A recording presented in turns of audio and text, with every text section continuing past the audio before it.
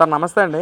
ఏంటంటే ఏదైతే ఇటు శాసనమండలిలో హైడ్రామా క్రియేట్ అవ్వటం, ఇటు వైసీపీ ఎమ్మెల్సీలందరూనేమో వెంకటేశ్వర స్వామి ఫోటోస్ ఏసుకొని కాళ్ళకి చెప్పులేసుకొని ఉండటం. అసలు శాసనమండలిలో అసలు ఏ కులానికి అతీతం కాదు, ఏ మతానికి అతీతం కాదు. అది ఒక దేవాలయంగా భావిస్తారు అందరూ కూడా.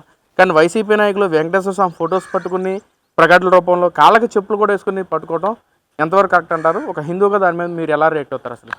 ఒక హిందువుగా చెప్పాలంటే వీళ్ళు రోజు రోజుకి ఘోరమైనటువంటి అరాచకాలు చేస్తున్నారు వైసీపీ వాళ్ళు. ఈ వైసీపీ ప్రచారం చేయటం, చెప్పులు బూట్లు వేసుకుని శ్రీవారి పోస్టర్ల ప్రదర్శన, శ్రీవారి ఫోటోలు సభలోకి తేవడంతో అధికార కూటమి ఆగ్రహం వ్యక్తం చేసింది. దానికి వారికి ఏంటంటే ఆ మంత్రి పయ్యావుల కేశవ వారికి దేవుడంటే భయం లేదు, నమ్మకం లేదు, తర్వాత విచక్షణ లేకుండా వాళ్ళ నాయకుడు చెప్పినట్టుగా, జగన్ చెప్పినట్టుగా వాళ్ళు నడుచుకుంటున్నారు అని మండిపడటం జరుగుతుంది. ఇప్పుడు ఇది చైర్మన్ మోషేన్ దగ్గర తీసుకొచ్చి ఈ కూటమి నేతలు నిరసన వ్యక్తం చేయడం జరిగింది. ఇది చాలా దుర్మార్గంగా వ్యవహరిస్తున్నారు వాళ్ళు. వాళ్ళ మీద మీరు చర్యలు తీసుకోవాలనే పద్ధతిలో ఈ కూటమి నేతలు కూడా ఒక విధంగా చెప్పాలంటే డిమాండ్ చేసినట్టే లెక్క. ఈ స్వామివారి ఫోటోలు తేవడం అనేది ఆ చైర్మన్ కూడా ఆయన కూడా యాక్సెప్ట్ చేయలేదు. ఇది తప్పేనని చెప్పేసి ఆయన కూడా ఒప్పుకున్నారు. ఒప్పుకున్న తర్వాత ఇది నేను విషయం కనుక్కున్న తర్వాత మీకు ఏ విషయం అనేది నేను ఇన్ఫామ్ చేస్తానని చెప్పేసి ఆయన కూడా చైర్మన్ కూడా చెప్పడం జరిగింది. ఈ బొత్స సత్యనారాయణ గారు ఏంటంటే ఆయన బొత్స సత్యనారాయణ గారు పిలిపించి ప్రతిపక్ష నేతగా ఉన్నటువంటి వ్యక్తి బొత్స ఉన్నారు కాబట్టి ఆయన్ని పిలిపించి నేను అడిగి మీకు విషయం నేను చెప్తానని చెప్పి ఆయన పిలిపించడం జరిగింది. ఆయన పిలిపించిన తర్వాత మరి ఏంటండి ఇది అని చెప్పి ఆయనతో చెప్పిన తర్వాత క్షమాపణ చెప్పేందుకు మీరు క్షమాపణలు చెప్పండి అని చెప్పి చైర్మన్ గారు కూడా అడగడం జరిగింది. దానికి ఆయన ససేమిరా నేను ఒప్పుకోను, నేను అసలు క్షమాపణలు చెప్పాల్సిన అవసరం లేదు, ఇది మేము ఈ చెప్పులను బూట్లు మేము మనలోకి వేసుకొచ్చాము అని ఆయన మాకు సాక్ష్యాధారాలు ఉంటే చెప్పమని చెప్పి బొత్స సత్యనారాయణ గారు చెప్పడం జరిగింది. దానికి వెంటనే లోకేష్ గారు స్పందించి ఆ వీడియో ఏదైతే ఉందో అవి ఆ సాక్ష్యాధారాలను కూడా రుజువు చేయడానికి షేర్ చేయడం జరిగింది వెంటనే లోకేష్ గారు. చేసిన తర్వాత దాంట్లో ఈయన తెల్లమొహట వేయటం జరిగింది బొత్స సత్యనారాయణ గారు. తర్వాత ఏంటంటే జగన్ డైరెక్షన్లో ఈ మహాపచారాలు దేవుడికి రాజకీయాల్లో వాడుకోవటం పరాకాష్ఠకు వైసీపీ వాళ్ళు చేస్తున్నారు. ఈ పరాకాష్ఠ చెందినని చెప్పచ్చు. ఈ వైసీపీ ఇదేనా పార్టీ విధానం, హిందువులకి క్షమాపణ చెప్పాలని మంత్రులు కూటమి నేతలు కూడా డిమాండ్ చేయడం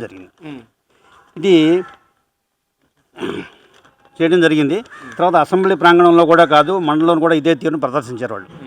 సభ వాయిదా పడ్డాక పోస్టర్లు ప్లకార్డులు లోపల పడేసిన తీరును ప్రదర్శించారు వాళ్ళు. తిరుమల లడ్డు ప్రసాదం తయారీ కల్తీ నెయ్యికి సరఫరా చేయటమే కాదు, కలియుగ దైవం శ్రీ వెంకటేశ్వర స్వామి పట్ల శాసన మండలిలోనూ కూడా వైసీపీ ఎమ్మెల్యేలు అపచారానికి పాల్పడ్డారు అనేది మనకు స్పష్టంగా తెలుస్తోంది. సిబిఐ సిట్ కూడా దాంట్లో మనకు కల్తీ లడ్డులో అపచారం జరిగిందనేది కూడా మనకి ఇవ్వటం జరిగింది, ఇతరులు లోకడ ఇవ్వటం జరిగింది. ఇది చెప్పులు బూట్లు ధరించి శ్రీవారి పోస్టర్లు ప్లకార్డులు ప్రదర్శించడంలో మండలి ప్రతిపక్ష బొత్స సత్యనారాయణ నేతృత్వంలో వైసీపీ సభ్యులు శుక్రవారం నల్ల కండువాలు నల్ల బ్యాడ్జీలు ధరించి అసెంబ్లీ 4 గేటు వద్దకు చేరుకుని వాళ్ళు చెప్పులు బూట్లు వేసుకుని శ్రీవారి పోస్టర్లను పట్టుకుని గోవిందా గోవిందా అంటూ ఒక చెక్క భజన చేసినట్టు చేశారు వాళ్ళు. అంటే ఒక పక్కన ఇంత అందరూ సోషల్ మీడియా వేదిక కూడా ఫొటోస్ కూడా వైరల్ అవుతున్న తరుణంలో ఇటు పక్కన వైసీపీ ఎమ్మెల్సీలు మేమేమీ తప్పు చేయలేదు, చెప్పులుగానే ఉంటే రాజీనామా కూడా చేస్తామని చెప్పి మాధవరావు గారు చెప్పడం, ఇటు బొత్స సత్యనారాయణ గారు కూడా దాన్ని యాక్సెప్ట్ చేయడం ఎంతవరకు కరెక్ట్? ఈ రోజున అన్ని ఛానల్స్లో కానీ అన్ని సోషల్ మీడియా వేదికగా మొత్తం కూడా ఇవి బయటకు వస్తూ ఉన్నాయి. మరి రాజీనామా ఎప్పుడు చేస్తారనుకోవచ్చు వాళ్ళు ఈ రాజీనామాలు చేయడాలు. తర్వాత అంతకుముందు కూడా మనం ఇంకో విషయం కూడా ఈ విషయంలో మనం ప్రస్తావించవచ్చు. కొడాలి నాని కనుక చంద్రబాబు నాయుడు కుప్పంలో గెలిచినట్లయితే నేను ఆయన చంద్రబాబు నాయుడు బూట్లు కూడా నేను తుడుస్తానని చెప్పాడు. మరి ఆ బూట్లు తుడిచిన సందర్భాలు ఏం లేవు. చాలామంది కూడా కొడాలి నాని ప్రశ్నించారు కానీ తెల్లమో వేసి ఏం చెప్పలేని పరిస్థితుల్లో ఎదురుదాడికి దిగడానికి ప్రయత్నం చేస్తున్నారు.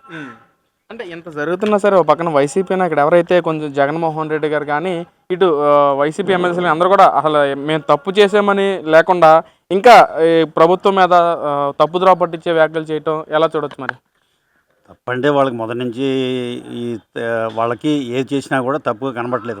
వాళ్ళ ప్రభుత్వంలో ఇదివరకు గత ప్రభుత్వంలో చేసిన తప్పులన్నీ కూడా మనం ఒక్కొక్కటి లెక్క పెట్టుకుంటే చాలా ఉంటాయి. తర్వాత ఒక డాక్టర్ సుధాకర్ డాక్టర్ సుధాకరు ఆ టైంలో మన మాస్కులు అడిగాడు. ఆయన 150 పడకలు ఉన్నాయి, మా మాస్కులు ఇవ్వండి అని చెప్పేసి ఆయన అడిగినట్టయితే ఆయన్ని వీళ్ళు వైసీపీ నాయకులు మన నడి రోడ్లో, విశాఖపట్నం నడి రోడ్లో చేలు విరగదీసి కొట్టి తర్వాత చాలా చేసిన తర్వాత మానసికంగా ఆయన్ని కృంగదీసి ఆయన చంపేయడానికి కారణం కూడా వైసీపీ నాయకులే. అంటే సార్ మరి గతంలో జగన్మోహన్ రెడ్డి గారు తిరుపతిలో అంటే ఏదైతే డిక్లరేషన్ మీద సంతకం పెట్టాలి, మరి ఆయన ఏ రోజు కూడా పెట్టిన దాఖలాలు చూడలేదు మనం. ఇటు నిన్న శాసనమండలిలో కూడా వైసీపీ ఎమ్మెల్సీలు అందరూ కూడా దేవుని ఫొటోస్ వేసుకుని కాళ్ళకి ఫోటోలు వేసుకోవటం, అసలు ప్రజలకి వాళ్ళు హిందూ సాంప్రదాయం పట్ల ఎలాంటి గౌరవం ఇస్తారని చెప్పి ప్రజలకు ఏ సందేశాలు ఇవ్వాలనుకుంటున్నారు అసలు వాళ్ళు?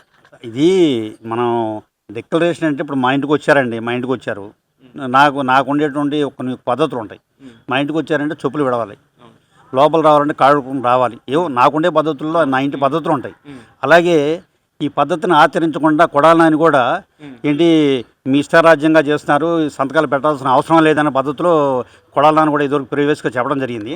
అలాగే ఒక ఉన్నటువంటి దీనికి మన రాష్ట్రపతి అబ్దుల్ కలాం గారు కూడా ప్రీవియస్గా ఆయన అన్య మతస్థుడు అయినప్పుడు కూడా, ముస్లిం అయినప్పుడు కూడా ఆ కలాం గారు డిక్లరేషన్ ఫామ్ అంటే మీకు హిందూ పద్ధతుల ప్రకారం నేను తప్పనిసరిగా సంతకం పెడతానని చెప్పేసి ఆయన సంతకం పెట్టి ఆయన ఎక్కడ మన భారతీయ ప్రధాన పౌరుడైనటువంటి ప్రథమ పౌరుడైనటువంటి ఆయనకే అభ్యంతరం లేనటువంటి వీళ్ళకి అభ్యంతరాలు ఎందుకుంటున్నాయో అర్థం కావట్లేదు. అంటే గెలిపించుకున్న దీనికేం సార్, ఒక పక్కన జగన్మోహన్ రెడ్డి గారు ప్రధాన ప్రతిపక్ష హోదా ఇస్తేనే అసెంబ్లీకి వస్తా అని చెప్పి ఆయన మాట్లాడటం, ఇటు ఎవరైతే అసెంబ్లీకి వస్తాం శాసనమండలికి వస్తారో వాళ్ళేమో ఏదైనా క్వశ్చన్ అడిగితే మేము వాకౌట్ చేస్తామని చెప్తా ఉన్నారు. ఇందుకైనా మనం గెలిపించింది 11 మంది ఎమ్మెల్యేలు, 11 నియోజకవర్గ ప్రజలు. వీళ్ళలో సబ్జెక్ట్ నాలెడ్జ్ లేదండి. కొత్తగా ఒక పెద్దిరెడ్డి రామచంద్రారెడ్డి తప్పితే మిగతా వాళ్ళందరూ కూడా కొత్తగా ఎన్నికైనటువంటి ఎమ్మెల్యేసే. ఇప్పుడు వీళ్ళకి ఏంటంటే వీళ్ళ సబ్జెక్ట్ లేకపోవడం వలన తర్వాత ఏంటంటే డైరెక్షన్ కూడా జగన్మోహన్ రెడ్డి డైరెక్షన్లోనే వీళ్ళు చేసుకుంటూ వస్తున్నారు తప్పితే ఇండివిజువాలిటీ ఎవరికి కూడా లేదు.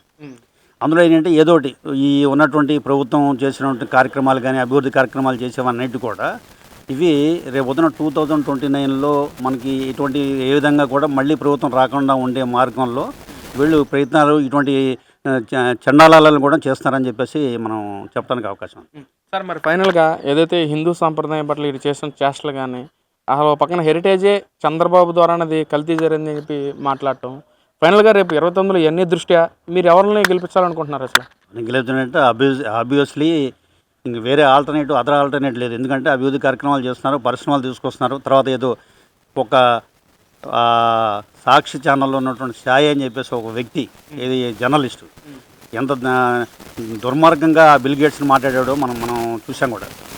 ఒక వ్యక్తికి ఏంటంటే వాళ్ళకి వేయలేదు, ఆ బురద చేయాలి, అవతల వాళ్ళ మీద బురద వేయాలి, ఆ బురద వేసిన తర్వాత వాళ్ళే కడుక్కుంటారనే పద్ధతిలో ఉన్నారు తప్పితే అభివృద్ధి కానీ తర్వాత మన అభివృద్ధి చేసుకుంటాం, మన రాష్ట్రాన్ని మనం డెవలప్ చేసుకోవాలన్న ఆలోచన ఏ క్వశ్చన్ వాళ్ళలో లేదు. ఇప్పటికి కూడా ప్రచారాలు చేసినట్టుగా ఒక సమస్య అయిపోయింది అనుకున్నట్టు ఇంకో సమస్యను లేవనెత్తడం, ఇవన్నీ కార్యక్రమాలు చేసి విధంగా రాష్ట్రాన్ని భ్రష్టు పట్టించేటువంటి కార్యక్రమాలు చేస్తున్నారు. దీనివల్ల వాళ్ళకి ఈ కూటమిలో ఉన్నటువంటి నేతలకి ఎవరికి కూడా ఇబ్బంది కలగదు, కూటమికి కూడా ఎటువంటి ఇబ్బంది కలగదు. తర్వాత ఏంటంటే సీట్లు ఇదివరకు వచ్చినంత సీట్లు 164 రాకపోవచ్చు, కానీ గెలుపు అనేది తప్పనిసరిగా ఖాయం. మళ్ళీ 2029లో కూటమి గవర్నమెంట్ రావడం అనేది ఖచ్చితంగా జరుగుతుంది.